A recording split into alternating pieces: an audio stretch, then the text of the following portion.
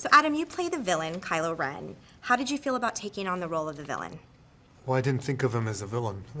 I guess when we were working on it, I tried to, through JJ, kind of hearing what he had to say about him, tried to hopefully make him as human as possible. And so that's where I started, I guess where we started, as opposed to an end result. We tried to think of how that person began.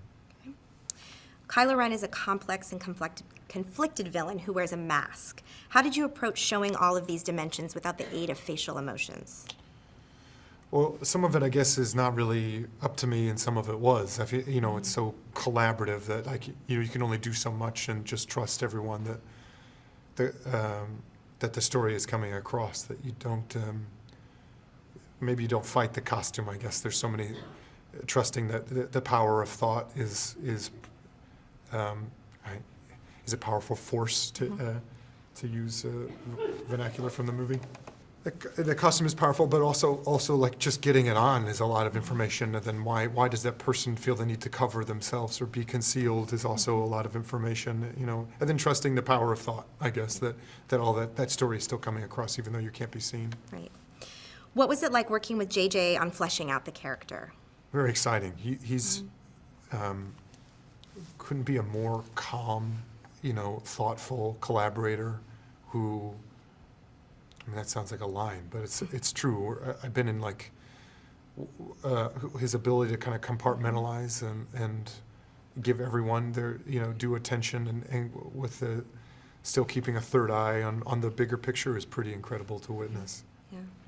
Were you impressed by the scale of the film and the practical sets, and how did that sense of reality and authenticity help you as an actor? Well, just speaking of JJ, he understood that innately that putting people in front of blue walls wouldn't be as exciting as putting people in front of tactile objects, and how that also gave him room for improv, which was really, I think, necessary in something like this. And I feel like you get that in the original trilogy, that even though it's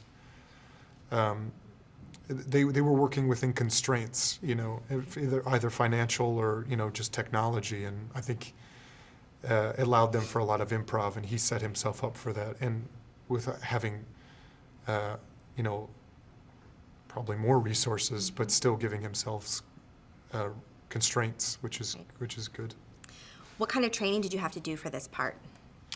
A lot of fight training, which was fine. I mean, these people are at war, so they are very physical anyway, and that kind of all informs everyone's character, I'd say.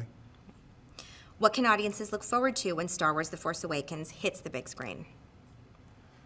I don't know. I feel like that's a question for them to answer. I feel like the strength of these movies, that they create so many worlds and there's so much detail in them that people I hesitate to say what people are gonna feel when they go in and watch the movie, but I think that they'll hopefully find themselves immersed in a world that they can take ownership of.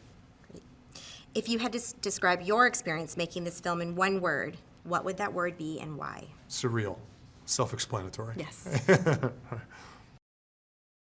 Did you know that filming on the Hunger Games Catching Fire left Jennifer Lawrence temporarily deaf in one ear? Sorry? What's that you said? For this and more movie facts, click on more videos. But if you want something else, click on the playlist.